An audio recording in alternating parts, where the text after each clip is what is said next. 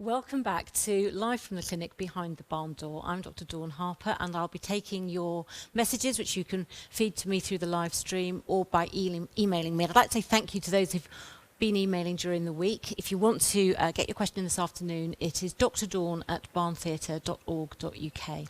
But before I go to your questions this week, I want to introduce you to a great friend of mine. She's an actress, she's a travel writer, she's a voiceover expert. In fact, you name it, she's done it. And I'd like to introduce you to Julie Peasgood, who is going to tell us about yet another job. I gather you're working with Saga, Julie. I am indeed, Dawn. Thank you so much for inviting me onto the show. Saga have got a new initiative they launched at the beginning of lockdown called the #NotGoingOut Club. And it's become a huge success because it's filled with so much content for all of us who can't get out. You know, there's quizzes headed up by Alexander Armstrong. John Sargent speaks regularly. Louise Robinson, the editor of Saga magazine, gives sort of very wise words on what's going on. Tony McHale, soap writer for all of the soaps, gives writing tips. It's a completely sort of varied mix, and they invited me to do an introduction for them, and then I read some stories and poems, and I've just launched a new feature. You'll know about this because I interviewed your good self. Called Pearls of Wisdom, in which celebrities and public figures speak about the greatest piece of advice they've ever been given, because I'm fascinated by that, you know, what motivates us. And you're in good company because I've got other guests such as Michelle Roux, the great Michelle Roux, Dame Esther Ranson, John Altman, who's in Best Exotic Marigold, the real Best Exotic Marigold, which I think starts this week, Michelle Collins, Royal Correspondent Jenny Bond, Chef Simon Rimmer. So you're in good company. Excellent. Yes. So just for our viewers, we should probably explain that Julie and I worked together several years ago and have sort of just lost touch really with busy lives. So one good thing about being in lockdown is we've actually been in communication more this week than we have in several years. So how do people access this Not Going Out Club, Julie? What is it, a given time each day, or what happens? No, it's on all the time. You can access it at any time of the day or night, Dawn.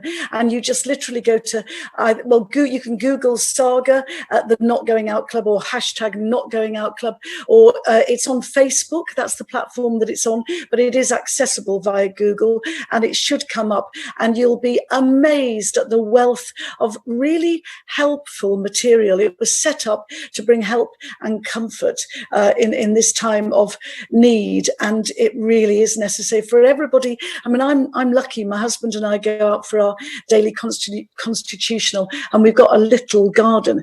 We can get out, but so many people can't. And I think it's been really valuable for them. And actually, long may it continue. There's a real need for it. I think this lockdown, well, COVID-19 has brought so many tragic things. It's devastating, but there are glimmers of light in as much as, I don't know about you, but I certainly feel more connected with all of my friends. I'm very close to my friends and family anyway, but there's a new connectedness sort of amongst us all.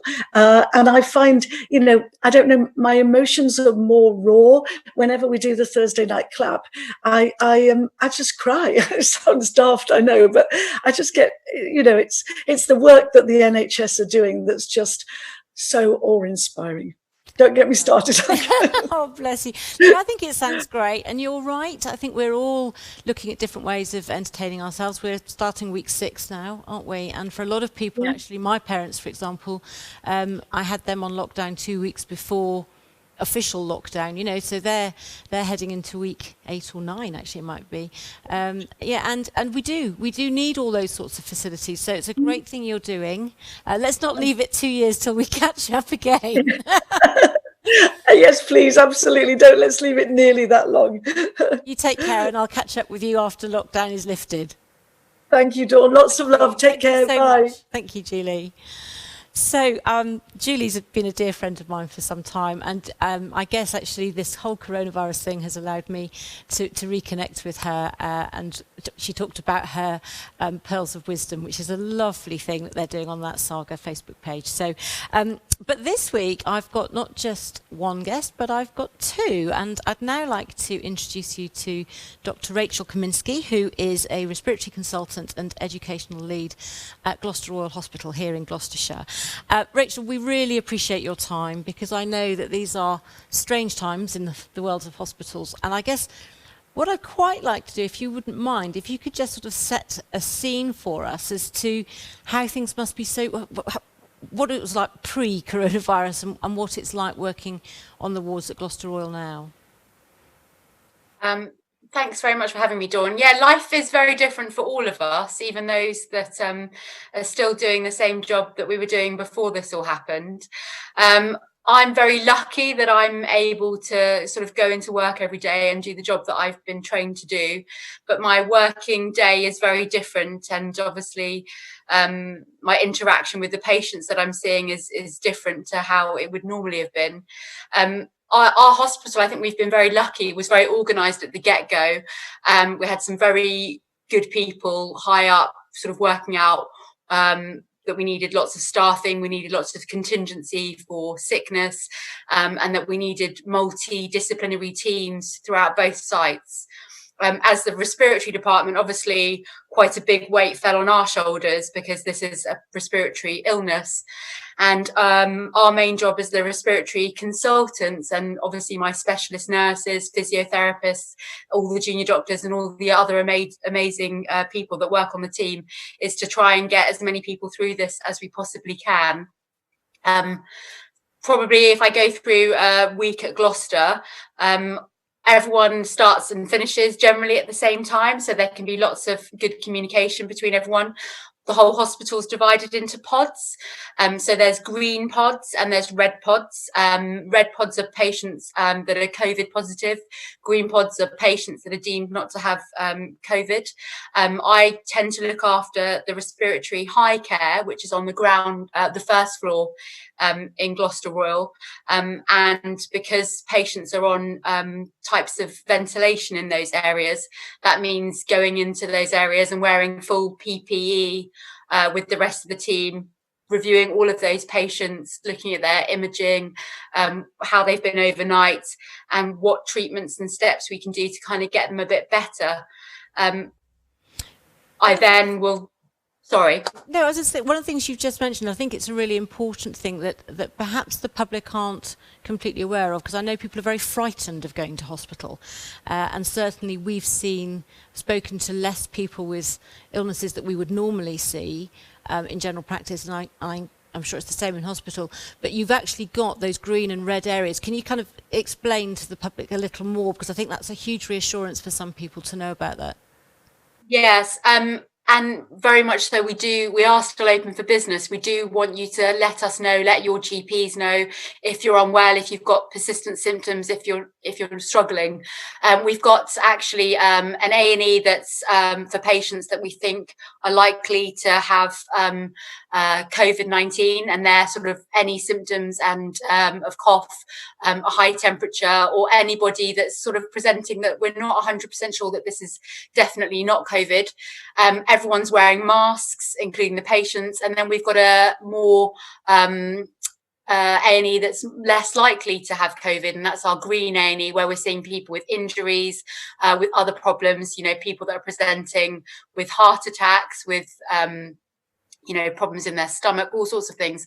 And we've got ways of trying to keep patients separated, and we've got teams that are working on the COVID wards and teams that are working on the non-COVID wards to keep patients safe, and to look after you when you're developing other illnesses, which of course are going to be happening during this pandemic. And we hear an awful lot, obviously every day we get this hideous death count from this virus, which is just awful.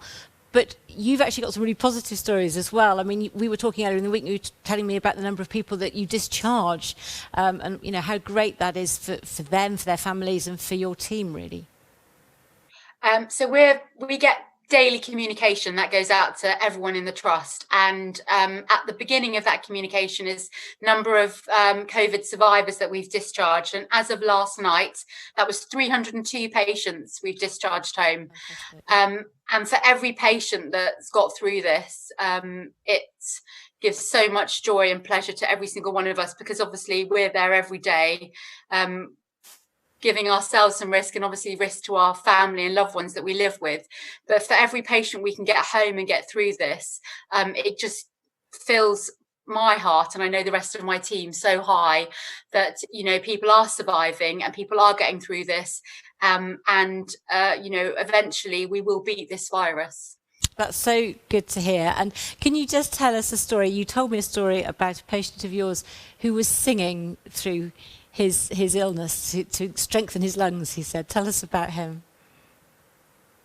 Yeah, so at the beginning of all of this, we had quite a lot of patients that were on types of machines to help with their breathing, and they're sort of tightly fitting masks.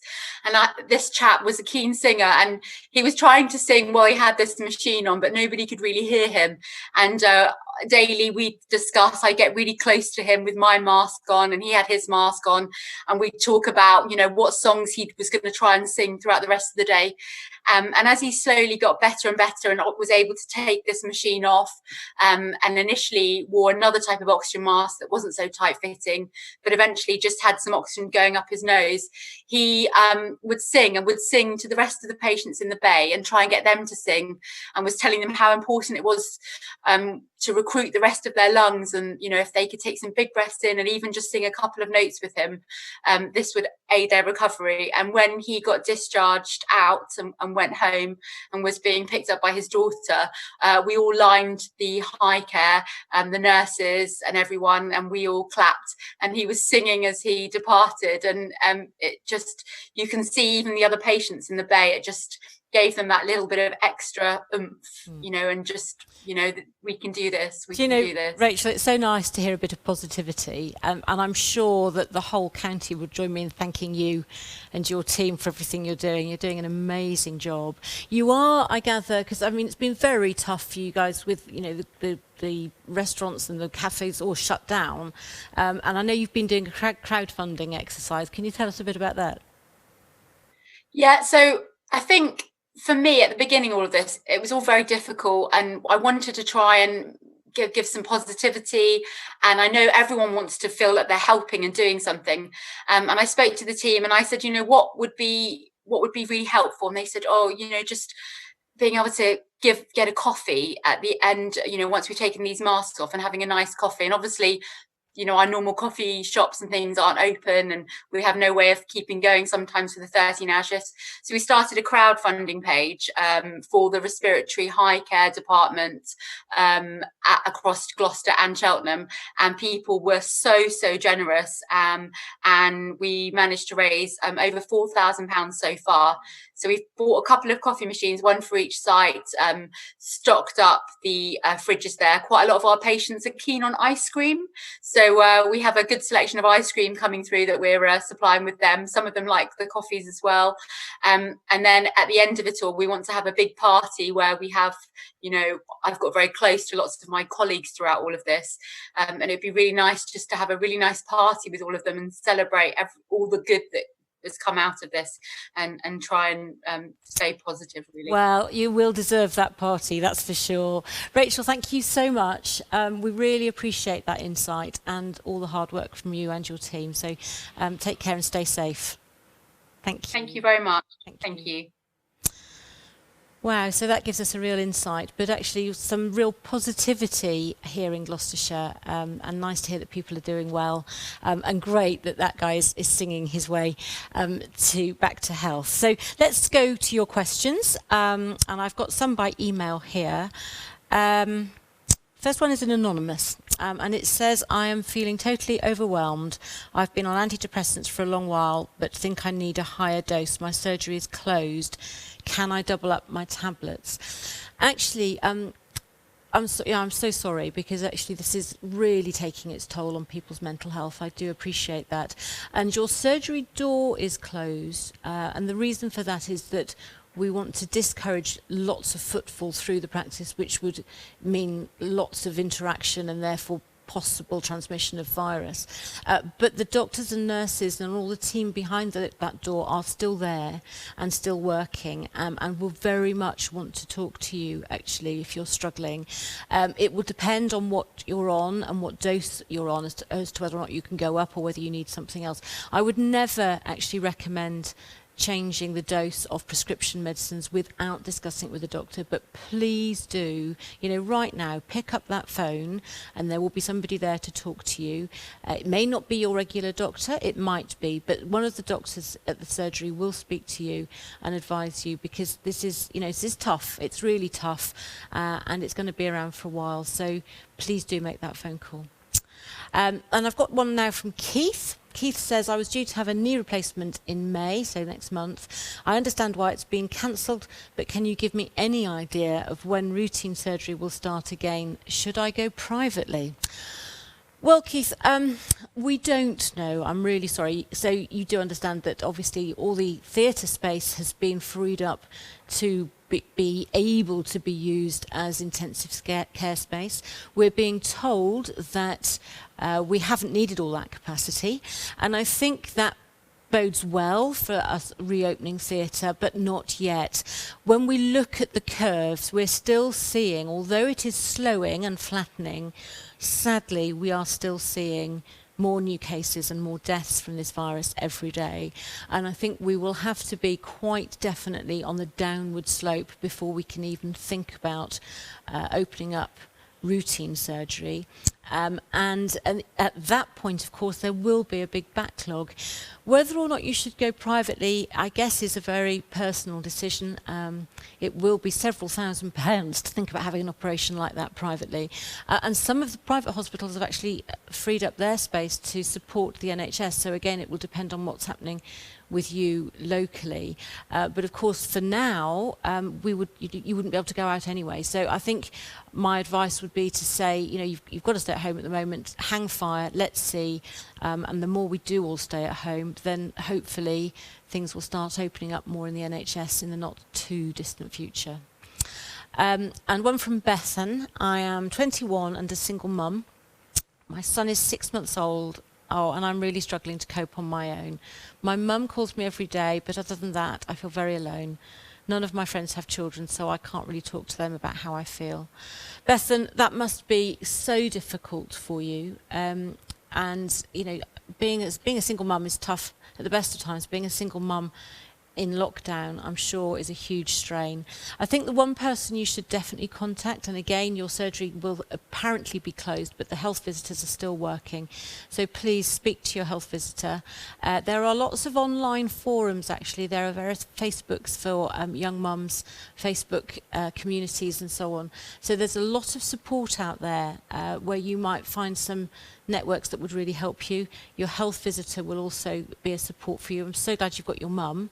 And don't be frightened to tell your friends who don't have children. I think it's difficult to understand how a young mum feels until you've been a mum yourself, but that doesn't mean to say that they wouldn't want to be there for you. And just, even if it's just a phone call as a distraction, and please do reach out to your health visitor. So, what else do we have here? Bear with me. Okay, Katie. Katie has a contraceptive injection which is due at the beginning of May, but surgery is closed. How can I get it? Okay, so this is a kind of recurring theme, is that the surgery doors are physically closed, but the people working there are working really hard behind the scenes, and they are there for you. The one thing I would say with you though, Katie, is that of course it's very difficult. You can't keep a distance if you're giving somebody an injection, and it may be, it's worth speaking to your surgery. They may ask you to convert to a mini pill just whilst we're in lockdown, and then go back to having your contraceptive injection afterwards. But please do, and call the surgery now, because of course it's May next week, so I don't know when the exact date is that you need to have your injection, but you need to be having that conversation today or tomorrow. Okay. is it true that nicotine has anti-coronavirus benefits? My granddad read it in the newspaper. No.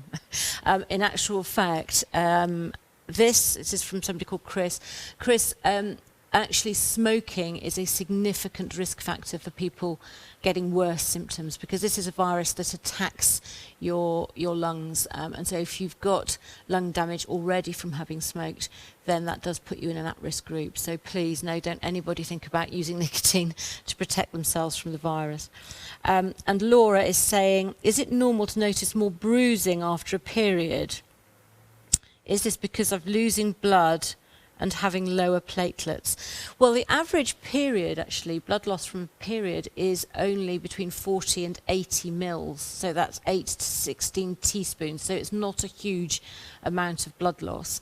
And if women have heavy periods, yes, we can become anemic, but that shouldn't make you more prone to bruising. And I think if you've got other abnormal bleeding, if your periods are suddenly getting much heavier, if you bleed more when you cut yourself, if you're having nosebleeds or you're noticing blood in your urine or in your poo, then that's something that we really should be checking out. And we can do things like blood tests if they're necessary. So we're not doing a lot of routine blood tests. We're trying to just delay those a little bit and reduce footfall. But in my surgery, for example, we have a gazebo out in the car park, and we are taking blood tests out in the car park. So, you know, it's certainly worth a phone call. If you think that you're getting more bleeding or any other abnormal bleeding, your doctor will definitely want to know and want to look into that for you.